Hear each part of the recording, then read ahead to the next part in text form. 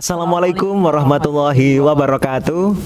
Halo pemirsa, kembali lagi bersama saya Zahron Afifuddin dan saya Revan Dwi dalam program podcast PAC Ibnu IPPNU Tulangan, tentunya di channel YouTube kesayangan kita semuanya, di channel YouTube PAC Ibnu IPPNU Tulangan. Ya, betul sekali. Dan juga pemirsa, yang seperti kita ketahui juga, program kampus Merdeka Belajar yang digagas oleh Menteri Kemendikbudristek RI Nadiem Makarim telah menyediakan peluang bagi pelajar dan mahasiswa untuk dapat mengambil peran dan memanfaatkannya.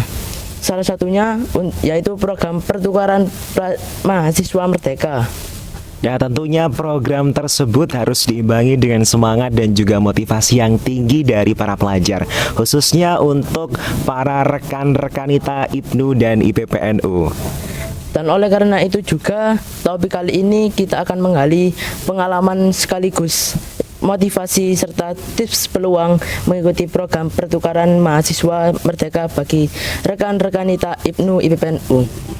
Dah rekan-rekan kita sekalian, kali ini kami tidak hanya berdua di sini, kita kedatangan narasumber yang sangat luar biasa sekali.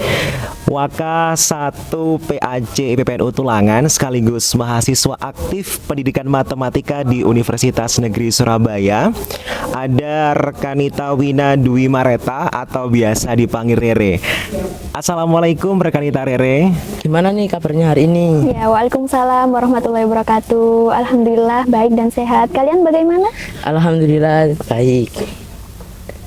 Nah, Rekanita Rere, ini kan denger-denger nih habis ikut program pertukaran mahasiswa merdeka nih ya. Nah, ini kan dari kita nih belum tahu ya, dari barangkali dari pemerintah ataupun rekan-rekan kita sekalian belum mengetahui terkait apa sih itu program mahasiswa merdeka atau PMM itu.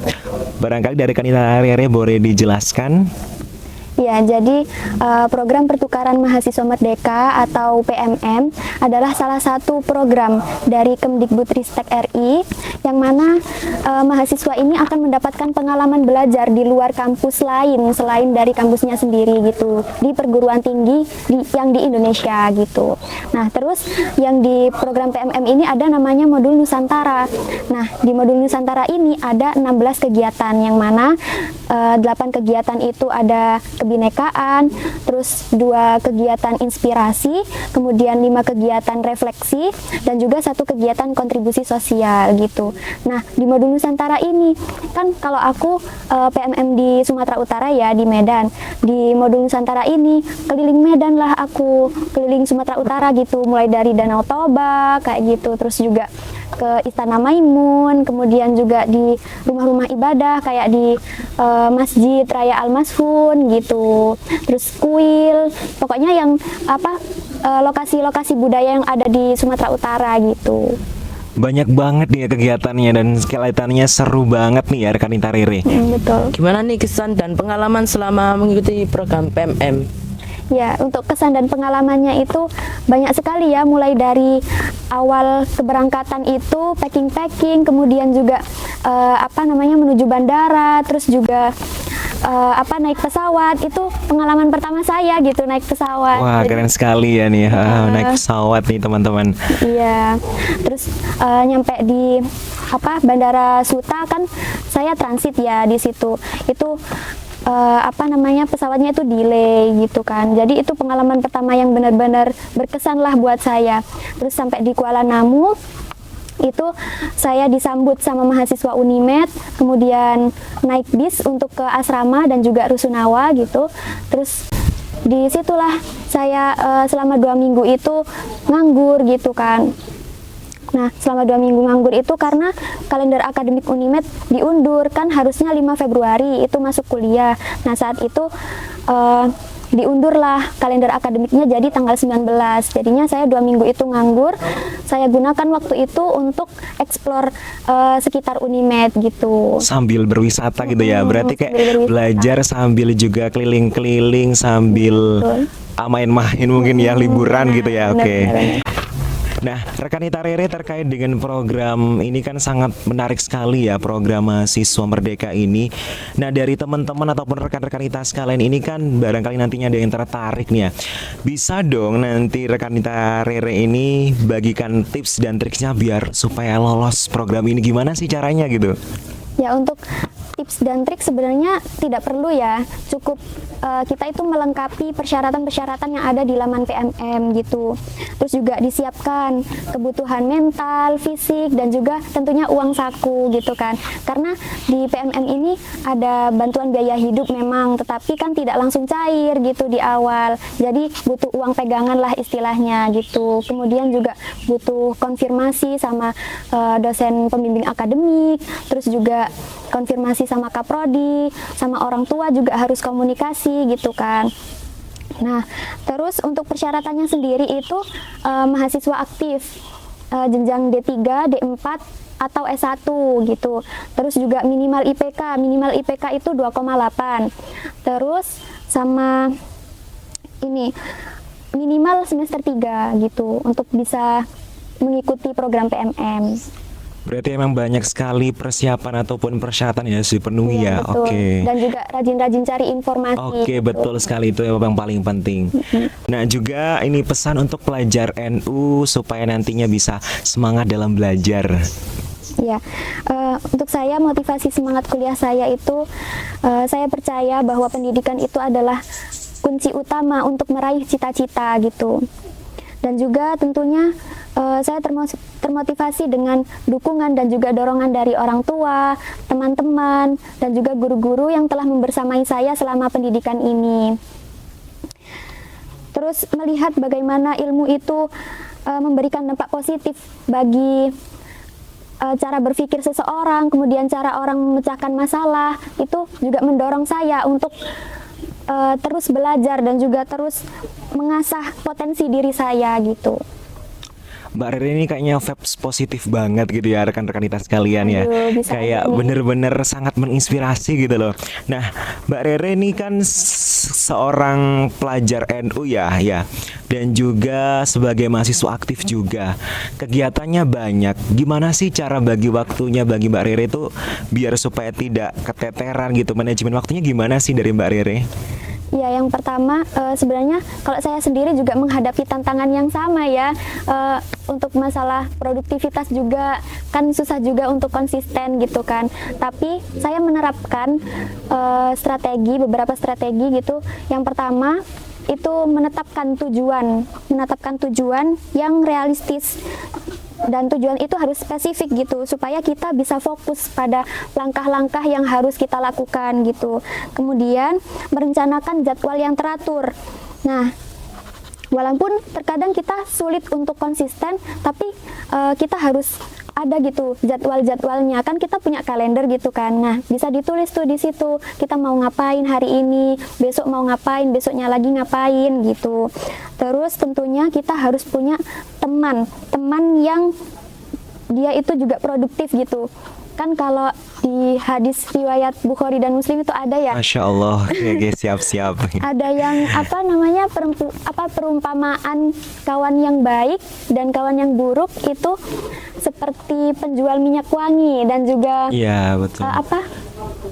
Tukang besi gitu ya. Tukang besi, Betul. ya betul, yang itu. Nah, kalau kita dekat dengan penjual minyak wangi, kita nanti juga ikut wangi gitu kan. Iya, betul sekali. Ya, kayak seperti itu sih. Terus juga jangan lupa untuk menjaga keseimbangan hidup. Karena kan meskipun ada tantangan produktivitas, kita juga perlu untuk tidur yang cukup gitu. Terus juga perlu untuk melepaskan stres gitu. Jadi harus menjaga keseimbangan hidup, menjaga kesehatan sewaktu sehat itu lebih baik daripada mengobati ketika sakit gitu. Siap-siap, berarti memang persiapan ataupun pembenahan diri sendiri dan juga di eksternal ataupun lingkungan itu sangat penting sekali ya. Jadi internal juga mendukung, eksternal pun juga mendukung. Oke. Iya, betul. Gimana nih tips untuk program studi atau kampus yang tepat? Memilih program studi atau Iya. kampus yang tepat. Untuk teman-teman yang mau kuliah gitu ya, dan tentunya kuliah itu kalau menurut saya itu wajib ya, karena pada zaman sekarang kan juga butuh Motivasi atau iya, motivasi untuk kuliah gitu. Nah, untuk tipsnya memilih program studi atau kampus yang tepat itu yang pertama, kenali minat dan bakat pribadi gitu. Kenali dulu minat kamu apa, bakat kamu apa. Nah, nanti pilihlah program studi yang sesuai dengan minat kamu gitu, karena itu pasti akan memotivasi untuk belajar dan juga berkembang gitu. Terus yang kedua itu cari informasi tentang program studi, teliti tentang kurikulumnya, terus fokus studinya, peluang karir itu kan juga penting gitu kan, yang harus dipertimbangkan. Kemudian perhatikan juga lokasi dan lingkungan kampus, kan biasanya banyak nih teman-teman yang jangan di Asal kampus aja sini, gitu ya. iya, jangan di kampus sini karena jauh dari orang tua gitu kan. Oke, Itu kan perlu siap. dipertimbangkan juga Betul, kan. betul. Gitu. Terus jangan lupa untuk konsultasi dengan guru. Terus juga pertimbangkan biaya gitu sama orang tua, komunikasi gitu. Kemudian pertimbangkan juga opini dan ulasan orang lain, kayak misalnya, oh mbak ini kuliah di univ ini, gimana mbak rasanya kuliah di univ ini gitu. Itu juga perlu dipertimbangkan juga, itu untuk memilih program studi dan juga kampus yang tepat.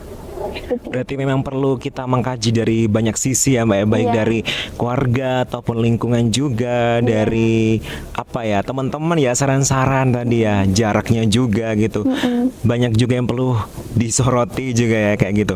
Nah, Mbak Rere atau rekan kita Rere ini kan kegiatannya sangat banyak sekali ya, padat sepertinya ya.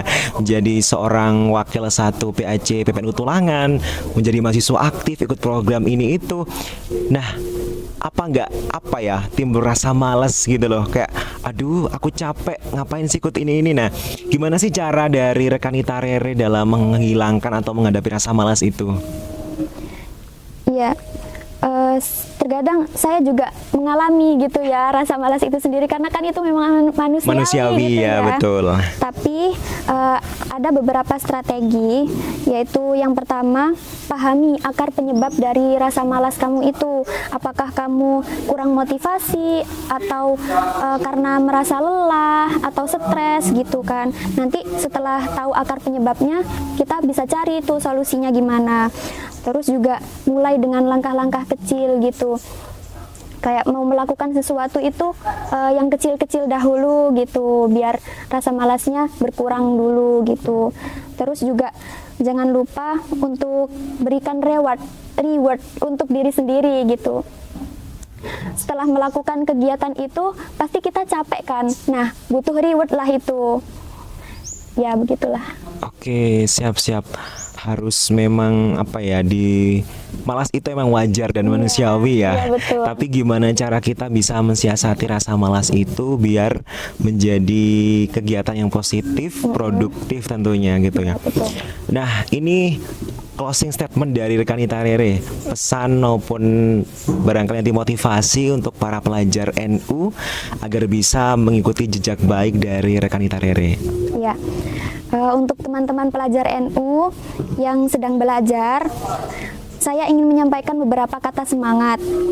Yang pertama, ingat bahwa setiap usaha yang kalian lakukan saat ini akan membawa dampak besar bagi masa depan kalian. Kemudian percaya pada potensi dan kemampuan diri sendiri, karena setiap dari kita memiliki kekuatan yang luar biasa untuk meraih impian. Kemudian jangan pernah ragu untuk bertanya dan juga mencari bantuan dari guru-guru, teman-teman, dan juga orang tua. Karena belajar itu bukan tentang sempurna dari awal, tetapi tentang proses dan juga perbaikan yang berkelanjutan. Setiap kesalahan adalah kesempatan untuk belajar lebih baik lagi. Selalu jaga semangat dan juga motivasi kalian. Ciptakan rutinitas belajar yang efektif dan juga teratur, tetapi jangan lupakan waktu untuk bersantai dan melepaskan stres. Seimbangkan kehidupan akademik dengan kegiatan lain yang kalian sukai. Dan ingat bahwa pendidikan adalah investasi terbaik yang dapat kalian berikan untuk masa depan kalian sendiri. tetap bersemangat, tetap fokus pada tujuan, dan nikmati perjalanan kalian dalam mengejar ilmu pengetahuan. Wah, Masya Allah sekali nih tips. Luar biasa sekali penyampaian dari rekanita Rere. Semoga kita bisa termotivasi dan mengikuti jejak baik dari rekanita Rere nih. Doa dan harapan juga tentunya semoga dengan penjelasan rekanita Rere tadi dapat menambah semangat dan motivasi rekanita yang menyaksikan ini. Amin. Kami ucapkan terima kasih banyak rekanita Rere untuk kesempatan dan pengalaman maupun pembagian cerita yang dibagikan tadi kepada rekan-rekan kita sekalian. Semoga nantinya rekanita Rere selalu sukses, diberikan kesehatan, keselamatan, keberkahan, dan tentunya bisa menginspirasi untuk para pelajar NU dimanapun berada. Nah, dan terima kasih juga kepada pemirsa yang telah menyaksikan podcast PAJ IPNU PPNU Tulangan. Jangan lupa untuk terus nantikan dan saksikan podcast selanjutnya dari PAJ IPNU PPNU Tulangan, tentunya di channel YouTube resmi PAJ IPNU PPNU Tulangan. Di sini saya Zahron Afifuddin Dan saya Revan Dwi. pamit undur diri. Wassalamualaikum warahmatullahi wabarakatuh.